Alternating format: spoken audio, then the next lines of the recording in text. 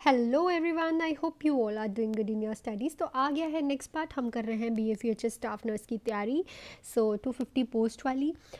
ऐसे ही क्वेश्चंस करा रही हूँ जैसे कि BFUHS में आते हैं NCLEX based question, scenario based questions and intellectual based questions. जो बच्चे क्वेश्चंस कर रहे हैं अच्छे से करिए, विदाउट स्किप किया करिए, देखा करिए, क्योंकि हर एक क्वेश्चन में मैं 2-3 क्वेश्चन आपको साथ में करा देती हूँ। एक नोटबुक और पेंसिल साथ में लेके बैठा करिए, कुछ नई चीज़ पता चलती है तो उसको लिख लिया करिए, ठीक है। एंड मैं एक और सजेशन दूंगी, अगर आप BFUHS की तैयारी कर रहे हैं तो मैंने नॉर्सेट की जो प्रिपरेशन है वो भी स्टार्ट किया। आप एक बार उसके भी सी थ्रू हो जाया करिए, क्योंकि वहाँ पे भी सिनेरियो बेस्ड क्वेश्चन ही चल रहे हैं। तो ऐसा क्या होगा, आपकी ज़्यादा तैयारी हो जाएगी। बट वो बैच अलग चल रहा है। BFUHS डालता है सिनेरियो बेस्ड, बट नॉट नॉर्सेट वाला लेवल इतना नहीं होता। बट हाँ, ये स्टार्टिंग से ही एनक्लिक्स बेस्ड क्वेश्चन डालता आ रहा है, सो हम एनक्लिक्स बेस्ड ही क्वेश्चन ज़्यादा करेंगे। और उसके बाद अगर किसी बच्चे को ऐसे ही क्वेश्चंस के PDF चाहिए तो वो मेरे से बाय कर सकता है। MCQ की PDF बाय कर सकता है ओनली इन 199 रुपीज़, जिसमें आपको आंसर विद रैशनल मिलेंगे। एंड अगर किसी को गोल्डन की पॉइंट्स चाहिए, जो कि हर एक टॉपिक में से मैंने गोल्डन की पॉइंट्स लिखे हुए हैं, जो कि बार बार BFUHS के पेपर में रिपीट हो रखे हैं, जस्ट फॉर 99 रुपीज़। बहुत ही अफोर्डेबल प्राइस है, 199 रुपीज़। बट अगर आप दोनों साथ में लेते हैं, PDF एंड गोल्डन पॉइंटर्स, तो आपको 249 रुपीज़ में मिलेंगे। एंड 249 में आपको इंपॉर्टेंट टॉपिक्स के नोट्स भी मिलेंगे, वो वाले टॉपिक्स जो कि BFUHS उस टॉपिक्स में से 3 या फिर 4 क्वेश्चन हर बार डालता ही डालता है। अपनी प्रिपरेशन को एकदम हाई ऑन रखें एंड अपनी प्रिपरेशन बिल्कुल अच्छे से करें, ताकि आपके पास अभी टाइम है, क्योंकि पेपर की डेट रिलीज़ नहीं हुई है। विदाउट एनी डिले आज हम कर देंगे 300 क्वेश्चंस पूरे। तो आज हमारे 300 क्वेश्चंस पूरे होने जा रहे हैं। जो बच्चे मेरे को रेगुलर देख रहे हैं, thank you so much, we completed a 2K family. Without any delay हम स्टार्ट करते हैं हमारे क्वेश्चन से। Client is scheduled to have an arteriogram. During the procedure, the client reports having nausea, tingling and dyspnea. The nurse immediate action should be. एक patient है, ठीक है, उसको अभी अभी उसका एक प्रोसीजर हुआ है। प्रोसीजर का नाम हमें क्या दे रखा है, आर्टीरियोग्राम, ठीक है। उस पेशेंट को प्रोसीजर करते टाइम क्या हो गया है, नोजिया, टिंगलिंग एंड डिसिप्निया। तो नर्स इमीडिएट एक्शन क्या करेगी। सबसे पहले तो आपको पता होना चाहिए कि इस प्रोसीजर को कहते क्या है, इस प्रोसीजर में होता क्या है, ठीक है। तो आर्टेरियोग्राम में क्या करते हैं हम, एक एक्सरे लेते हैं, उसमें एक स्पेशल डाई डालते हैं, ताकि हम आर्टरीज़ के अंदर देख पाएँ कोई ब्लॉकेज या फिर कुछ भी दिक्कत, नैरोइंग, स्टेनोसिस, कुछ भी, ठीक है। और ये आर्टरीज़ हम कहीं भी हार्ट, ब्रेन, किडनी और कोई भी पार्ट ऑफ द ब्रेन में करते हैं, ठीक है। तो याद रखना आर्टेरियोग्राम में क्या होता है। ऑब्वियसली उस पेशेंट का एक्सरे लिया होगा, ठीक है, जिसमें हमने डाई इंसर्ट की हुई है। और पेशेंट अगर हमें ऐसे सिम्टम्स रिपोर्ट कर रहा है, तो इट मीन्स उसको एलर्जिक सिम्टम्स आए हैं। काफ़ी बच्चे पूछते हैं मैम इसमें तो लिखा नहीं है डाई कॉन्ट्रास्ट। तो देखो, आपको पता होना चाहिए ना प्रोसीजर क्या है। आर्टरियोग्राम में तो ऑब्वियसली अगर तुम्हें आर्टरीज के अंदर देखना है तो तुम्हें डाई इंसर्ट करनी ही होगी। पेशेंट को किससे दिक्कत हुई है, नोजिया, टिंगलिंग एंड डिस्पनिया, उस डाई के कॉन्ट्रास्ट से। तो नर्स क्या करेगी, administer epinephrine, inform the physician, administer oxygen, inform the client that the procedure is almost over. सबसे पहले देखो, जब भी तुम किसी आर्ट्रियोग्राम के बारे में हम बात कर रहे होते हैं, अगर किसी को डाई या फिर किसी चीज़ से भी दिक्कत हो, सबसे पहले हमने किसको इन्फॉर्म करना होता है, फिजिशियन को। क्यों फिजिशियन को इन्फॉर्म करना है, क्योंकि यहाँ पे नर्स का लिखा है, नर्स का इमीडिएट एक्शन क्या होगा, ठीक है।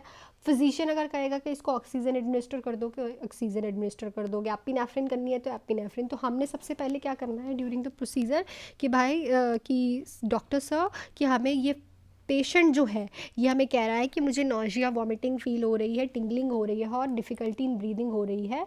आप बताइए अब मैं क्या करूं।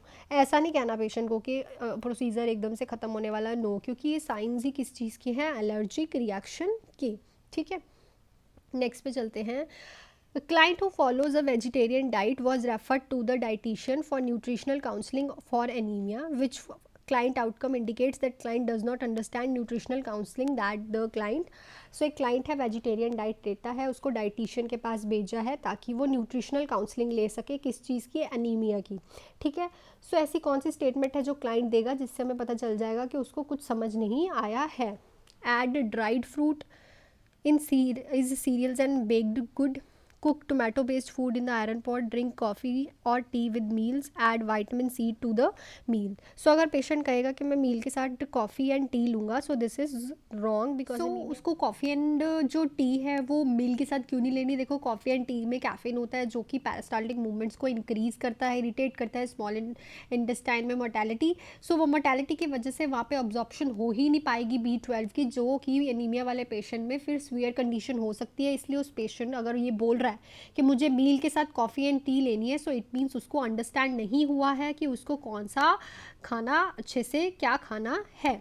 So next day 24 hours after a bone marrow aspiration, the nurse evaluate which of the following as an appropriate client outcome. So after 24 hours जब किसी की bone marrow aspiration हुई है तो nurse एक इवेल्युएट कर रही है इसमें से कौन सी अप्रोप्रिएट क्लाइंट की outcome. Client maintains bed rest which is there is redness and swelling at the aspiration side, the client request morphine sulphate for pain, there is no bleeding at the aspiration site. So सबसे ज़्यादा appropriate जो client होता है अगर किसी की bone marrow aspiration हो रही है तो अगर उसकी साइट पे कोई भी ब्लीडिंग नहीं है, कुछ भी नहीं है, सो इट मीन्स वो पेशेंट जो है वो बिल्कुल ठीक है। मेंटेन तो करना है बेड रेस्ट पर नॉट मोर देन, मतलब एक सफिशेंट अमाउंट तक ही मेंटेन करना है। एम्बुलेट भी कर सकता है पेशेंट, ऐसा कुछ नहीं है। रेडनेस एंड स्वेलिंग भी नॉर्मल नहीं होती और मॉर्फिन सल्फेट भी पेन के लिए मॉर्फिन सल्फेट नहीं देनी है। अगर उसको ज़्यादा पेन हो रही है so it mean something fishy happen, but no morphine sulphate नहीं, थोड़ी छोटी डोज वाली हम उसको पेन किलर दे सकते हैं बट मॉर्फिन सल्फेट नहीं। बट वहाँ पे ब्लीडिंग नहीं है so it is an appropriate thing. Next, a bed rest is prescribed for a client with pneumonia. During the acute phase of the illness, the nurse should determine the effectiveness of bed rest by assessing the client. तो एक client को bed rest prescribe है, उसको pneumonia हुआ है, तो during the acute phase of illness जो nurse है determine करती है effectiveness of bed rest। अगर किसी को bed rest हुआ है तो हमें पता भी चलना चाहिए ना कि अगर वो bed rest कर रहा है तो वो work कर रहा है, उसकी body जो है वो heal हो रही है अच्छे से, तो nurse कैसे assess करेगी ये। Decrease the cellular demand for oxygen, reduce the episode of coughing, diminished pain when breathing deeply, ability to expectorate secretions more easily. So देखो अगर किसी पेशेंट को नमोनिया हुआ है तो क्या हुआ है, उसकी फ्लूइड फिल्ड हो चुका है एल्वेलाइज में, ठीक है, तो फ्लूइड फिल हो जाता है इसलिए सेलुलर डिमांड इंक्रीज हो जाती है ऑक्सीजन की। सो अगर हम किसी को बेड रेस्ट दे रहे हैं निमोनिया वाले पेशेंट में, तो अगर उसको वो चीज़ इफेक्ट कर रही है, वो हील होगा तो उसकी जो सेलुलर डिमांड है ऑक्सीजन की वो कम हो जाएगी। मतलब जो अगर वो बेड रेस्ट पे रहेगा, शांति से काम डाउन रहेगा, तो जो उसकी सेल्स हैं अब उसकी जो ऑक्सीजन की जो पहले उसको कमी लग रही थी अब वो ठीक हो जाएगी बिकॉज सेलुलर डिमांड कम हो जाएगी। मतलब अगर कोई पेशेंट बेड रेस्ट कर रहा है, हम क्यों एडवाइस करता है बेड रेस्ट, ताकि उसकी जो एक्टिविटी है रेस्पिरेटरी सिस्टम की प्रॉब्लम वाले पेशेंट को बेड रेस्ट इसलिए बोला जाता है क्योंकि जब पेशेंट एक्टिविटी करता है तो ऑक्सीजन डिमांड जो होती है बॉडी की वो बहुत ज़्यादा इंक्रीज़ हो जाती है, जिससे ऑलरेडी पेशेंट प्रॉब्लम में है रेस्पिरेटरी की, उससे और ज़्यादा एग्जर्वेट हो जाती है प्रॉब्लम। सो इसीलिए बेड रेस्ट दिया जाता है ताकि उसकी बॉडी जो है प्रॉपरली हील हो पाए at the certain period of time. So अगर उसको हील हो पा रही है तो नर्स कैसे असेस करेगी, जब उसकी बॉडी की सेलुलर डिमांड जो ऑक्सीजन की है वो कम हो जाएगी। नेक्स्ट है, A client is receiving streptomycin in the treatment regime for tuberculosis. The nurse should assess for, तो एक client है streptomycin ले रहा है that is anti tubercle drug, ठीक है, तो उसको कौन सी चीज़ जो है पेशेंट में असेस करनी है, decrease serum creatinine, difficulty swallowing, hearing loss, IV infiltration. So मैंने आपको बहुत ही ज़्यादा बार बताया है कि tuberculosis is very important topic और उसकी ड्रग्स तो बहुत ही ज़्यादा है। तो इसकी ड्रग्स हैं RIPE S, that is rifampicin, isoniazid, pyrazinamide, ethambutol and streptomycin. First 4 जो है वो है नेफ्रोटॉक्सिक्स एंड जो लास्ट वाली दोनों हैं E&S, दैट इज न्यूरोटॉक्सिसिटी वाली ड्रग्स हैं। ये क्या करती है, नेफ्रोटॉक्सिक मतलब ये नेफ्रोटॉक्सिक भी है और हिपैटोटॉक्सिक भी है, but E&S is a neurotoxic. क्या होती है ये, क्रेनियल नर्व्स को डैमेज करती है। स्ट्रेप्टोमाइसिन कौन सी क्रेनियल नर्व को डैमेज करती है, 8th क्रेनियल नर्व। सो अगर उसकी 8th क्रेनियल नर्व होगी तो हमें पेशेंट को असेस करना है हेयरिंग लॉस के लिए। सो ट्यूबरक्लोसिस की ड्रग्स को अच्छे से पढ़ना, ठीक है, कोई भी चीज़ इसकी छूटे ना बिकॉज इसमें से 1-2 क्वेश्चन तो आते ही आते हैं। नेक्स्ट पे चलते हैं, which of the following physical assessment findings are normal for a client with advanced chronic obstructive pulmonary disease. तो इसमें से कौन सी ऐसी फिजिकल असेसमेंट है जो कि नॉर्मल होगी उस क्लाइंट में देखने के लिए जिसको COPD है एडवांस्ड स्टेज की। increased anterior posterior chest diameter, underdeveloped neck muscles, collapsed neck vein, increase this chest excursions with respiration. So देखो मैंने आपको जब पहले भी COPD के क्वेश्चन कराए तो मैंने आपको बताया कि इसमें बैरल शेप चेस्ट बन जाती है. क्यों बन जाती है? Because the large amount of जो एयर है, फ्लूइड है, वो फिल हो जाता है इन द अपर लंग वाले सेक्शन में, जिससे क्यों जो है जो हमारा इंटीरियर पोस्टीरियर चेस्ट डायमीटर है वो क्या हो जाता है, इंक्रीज हो जाता है. ठीक है, तो इस पेशेंट में अगर इंटीरियर पोस्टीरियर चेस्ट डायमीटर है, जिसको हम बैरल चेस्ट भी बोलते हैं, एक कॉपी पे लिख लेना, COPD is equal to barrel chest. तो इंटीरियर पोस्टीरियर चेस्ट का डायमीटर जब इंक्रीज होगा तो it is a normal finding जो कि ऐसे पेशेंट्स में देखने को मिलती है. ठीक है, सो इसको टिक कर लेना, ये इसका बिल्कुल सही ऑप्शन होगा. नेक्स्ट क्वेश्चन है, if the client develops a lower abdominal pain after a cystoscope, the nurse should instruct the client to do which of the following. So देखो ऐसे ही क्वेश्चंस के PDF आपको उसमें मिलेंगे, तो आप मेरे से बाय कर सकते हैं, जिसमें आपको आंसर विद रैशनल भी मिल जाएंगे ओनली इन 199 रुपीज़, और गोल्डन पॉइंटर्स भी आप मेरे से बाय कर सकते हैं ओनली 99 रुपीज़. बहुत ही अफोर्डेबल प्राइस है.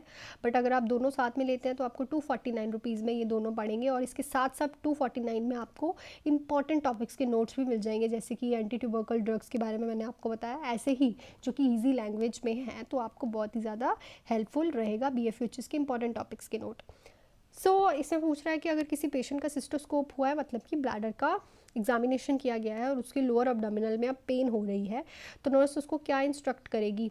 Apply an ice pack on a pubic area, massage the abdomen gently, ambulate as much as possible, sit in the tub of warm water. So देखो ऑब्वियसली जब हम bladder का inspection करते हैं तो वहाँ पे इरिटेशन होती है. ठीक है, जो बावल है ऑलरेडी इलास्टिसिटी वाला है, ठीक है, तो उसमें जो है इरिटेशन हो जाती है जब स्कोप डाला जाता है. सो उसको क्या कहते हैं, उसमें इरिटेशन और अब्डोमिनल पेन होना नॉर्मल है.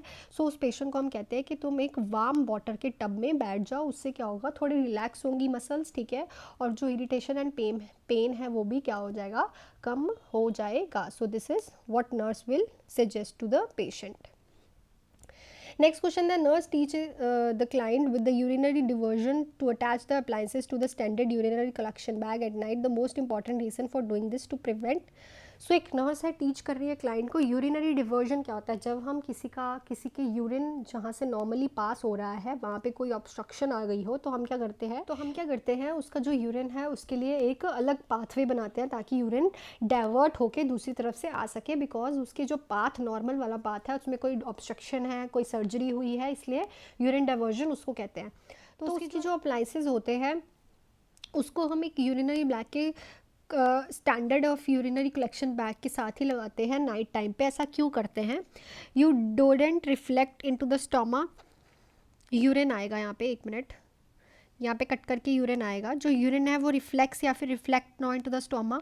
Appliances separate urine leakage, the need to restrict fluid. So obviously हम क्यों करते हैं, ताकि जो यूरिन है वो रिफ्लेक्ट या फिर रिफ्लेक्स ना हो इनटू द स्टोमा. क्योंकि देखो अगर तुम उसके यूरिनरी बैग के स्टैंडर्ड के साथ नहीं लगाओगे तो जो यूरिन है उसका स्टेसिस हो सकता है उस पाइप में, डाइवर्जन वाली पाइप में, जो कि बैकफ्लो मार सकता है टू द स्टोमा. सो इसीलिए हम उसको यूरिन कलेक्शन बैग के स्टैंडर्ड अप्लाइंसेस को साथ में रखते हैं at the night time. Next है, the nurse is discussing daily activities with the client, which of the following activity put the client at risk for alternating the normal pH of her vagina. तो अगर nurse किसी patient के साथ उसकी daily activities discuss कर रही है और वो नर्स जो क्लाइंट की ऐसी कौन सी डेली एक्टिविटी है जो कि उसके वजाना की pH को ऑल्टरनेट कर सकती है. सो इसमें से है consuming over 4 cups of coffee for a day, having sexual intercourse during the menstrual cycle, douching unless instructed to do so by the health care provider, using tampons during the menstrual cycle. So देखो अगर कोई, वैसे भी normal patients के लिए भी याद रखना, ज़्यादा क्लीनिंग वो भी सोप से, ठीक है, या फिर कोई भी वी वॉश ये सब आता है, इनसे कभी भी वॉश मत करिए अपना वल्वा और वजाना, बिकॉज ये आपकी pH को मेंटेन नहीं करता वजाना की. ठीक है, ये इरिटेट करता है. नॉर्मली जो वजाना है वो इतना सफिशेंट होता है कि वो अपने आप ही सारी क्लियर कर देता है, जो बैड बैक्टीरिया होता है उसको खुद ही निकाल देता है. आपने देखा होगा रेगुलर बेसिस पे जो डिस्चार्ज निकलता है वो बैक्टीरिया का ही निकलता है. ठीक है, बिकॉज ऑलरेडी अगर भगवान ने ये चीज़ बनाई है और तो भगवान ने उसको अच्छे से करने के लिए भी बनाया है कि वो अपने आप को साफ करता रहे. क्यों, कैसे, क्योंकि देखो वहाँ की pH ही एसिडिक है. ठीक है ना। अभी वॉश ये सब यूज़ करके, सोप यूज़ करते हैं कई लोग, डिटॉल यूज़ करते हैं, नहीं वो पीएच तुम्हारी बिगाड़ देता है जो कि नॉर्मल पीएच होती है वजाना की। सो ट्राई किया करो कि ये सब चीज़ें ना यूज़ करो आप लोग, ठीक है, ताकि आपकी जो वजाना की, नॉर्मली भी मैं कह रही हूँ अपने मदर्स को बताओ, बिकॉज ये आपको ओल्ड एज में ड्राइनेस कॉज कर सकती है, ठीक है, जो कि बहुत ही ज़्यादा इन्फेक्शन कॉज करता है फिर, ठीक है। सो this is a tip for the girls also. तो वैसे भी आप इन सब चीज़ों से अवॉइड किया करो, नॉर्मली क्लीन आउट किया करो outer side of your वजाना, vulva area को, एंड नॉर्मल वाटर से। और कभी भी आपने बैकवर्ड से फॉरवर्ड नहीं करना, ऑलवेज़ याद रखना, ऑलवेज़ फॉरवर्ड से बैकवर्ड करना है, बिकॉज जो एनल वाला एरिया होता है बहुत ही ज़्यादा कंटामिनेटेड होता है, सो उससे भी इरिटेशन हो सकती है। So girls maintain your hygiene with doing this, don't, ये बस सारी चीज़ें यूज़ करके आप अपनी हेल्थ को इशू कर सकते हो after age, after an certain age. Next question है, teaching plan for a client with the rheumatoid arthritis include rest promotion, which of the following nurse expect to, which of the following would the nurse expect to instruct the client to avoid during the rest period। so एक patient है, उसको rheumatoid arthritis हुआ है, ठीक है, rheumatoid arthritis, अब पता होना चाहिए कि भाई, सुना तो है बट इसका यही बात है कि आपको डिसीज़ कंडीशन, इसलिए मैं कहती हूँ अच्छे से करो।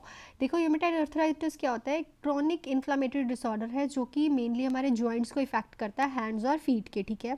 बॉडी का इम्यून सिस्टम जो है खुद के ही टिश्यूज़ को हार्म करने लग जाता है, जॉइंट्स को भी, ठीक है, और ये इंटरनल ऑर्गन्स को भी हार्म करता है, ठीक है। सो र्यूमेटॉइड अर्थराइटिस में रेस्ट प्रमोशन दिया जाता है, तो क्यों जो नर्स है इंस्ट्रक्ट करेगी क्लाइंट को टू अवॉइड ड्यूरिंग, क्या चीज़ उसे रेस्ट टाइम पे नहीं करनी, proper body alignment, elevating the part, prone line position, position of a flexion. So obviously अगर पेशेंट जो है फ्लेक्शन पोजीशन में रहेगा during the rest position, rest करते टाइम, सो फ्लेक्शन क्या कॉज कर सकती है, उसको पेन स्टार्ट कर सकती है, इरिटेशन स्टार्ट कर सकती है इन द जॉइंट्स। देखो बॉडी अलाइनमेंट तो ऑब्वियसली पूरी मेंटेन करने लगती है रेस्ट टाइम पे, ठीक है। एलिवेटिंग द पार्ट, अगर कोई पार्ट दुख रहा है तो थोड़ा एलिवेट कर सकता है, और लाइंग पोजीशन में ही रेस्ट करना है, फाउलर्स में नहीं करना, किसी और में नहीं करता, क्योंकि र्यूमेटॉइड अर्थराइटिस में जॉइंट पेन बहुत ज़्यादा होता है, सो इसलिए उसको एक प्रॉन लाइन पोजीशन ही लेनी पड़ती है। नेक्स्ट क्वेश्चन है, 300 क्वेश्चन हमने कर लिए हैं, सो अच्छे से करो इन सब क्वेश्चंस को, आगे भी मैं रोज़ कराऊंगी, 3 बजे रोज़ वीडियो आएगी। सो नेक्स्ट क्वेश्चन है, client with the intra capsular hip fracture the nurse should conduct a focus assessment to detect. So एक क्लाइंट है, उसको इंट्रा कैपिसुलर हिप फ्रैक्चर हुआ है, तो नर्स उसको किस चीज़ के लिए फोकस्ड रहेगी डिटेक्ट करने के लिए, internal rotation, muscle flaccidity, shortening of the affected leg, absence of pain in the fracture area. So इस क्वेश्चन का आंसर आप मुझे खुद बताओगे। देखो मैंने पहले भी एक हिप फ्रैक्चर वाला, डिसलोकेशन वाला क्वेश्चन कराया था, मुझे याद है, अगर आप लोगों को वो याद रहेगा तो आप ये क्वेश्चन बिल्कुल सही से बताओगे कि वो किस चीज़ पे फोकस्ड रहेगी डिटेक्ट करने के लिए, क्योंकि कॉम्प्लिकेशन क्रिएट कर सकता है। सो this is all about today video. आज हमने बहुत ही अच्छे क्वेश्चंस किए हैं, और आज हमने 300 क्वेश्चंस कर लिए हैं, और जो बच्चे रेगुलर देख रहे हैं, आई नो कि आपको बहुत ही ज़्यादा बेनिफिट होने वाला है। सो ऐसे ही पढ़ते रहिए, हार्डवर्क करते रहिए, पेपर जो है हो जाएगा आपका जल्दी ही, और 600 पोस्ट तो और भी निकल रही हैं, सो बी प्रिपेयर फॉर दैट। और अगर किसी को PDF एंड गोल्डन पॉइंटर्स लेने हैं तो वो मुझे कमेंट कर सकता है, मैं अपना टेलीग्राम का लिंक आपको दे दूँगी, आप मेरे से आके वहाँ पे बाय कर सकते हैं। So thank you so much, all the best, और लाइक ज़रूर कीजिएगा and subscribe to my channel, and जिन्होंने ऑलरेडी कर रखा है, thank you so much, bye.